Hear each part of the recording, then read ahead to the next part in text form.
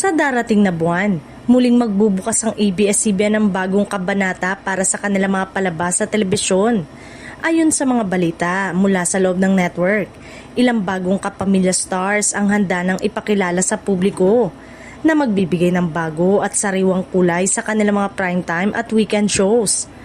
Ang hakbang na ito ay bahagi ng patuloy na pagpapalawak ng talent roster ng network, lalo na sa kabila ng kompetisyon sa ibang istasyon. Marami sa mga bagong artista ay galing sa iba't ibang background.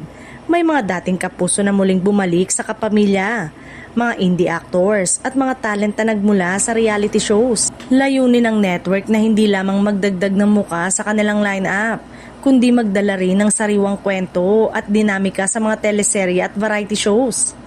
Ayon sa ilang insiders, ang mga bagong kapamilya ay may potensyal na maging household names sa susunod na taon. Bukod sa mga pangunahing shows, inaasahan ring mapapansin ng mga bagong muka sa mga afternoon at online exclusive program ng network. Ang mga promo sa teaser ay unti-unting ilalabas upang pukawin ang interest ng mga manonood at fanbase. Mahalaga para sa network ang maipakita agad ang talento at personalidad ng bawat bagong kapamilya upang mabilis silang makilala at mahalin ng publiko. Hindi rin maikakaila na may mga fans na sabik na sa mga bagong tambalan at karakter na lilitaw. Ang bawat karakter ay maingat na pinipili upang magdala ng kakaibang timpla sa storytelling ng network.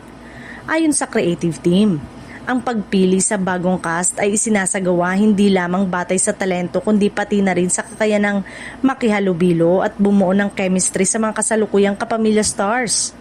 Sa kabilang banda, may ilang detalye pa lamang ang inilalabas tungkol sa mga aktor at aktres.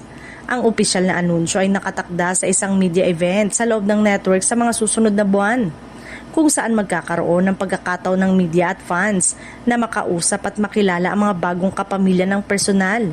Ito rin ay magiging paraan upang mas mapalapit ang mga bagong artista sa kanilang target audience bago pa man magsimula ang kanilang mga proyekto.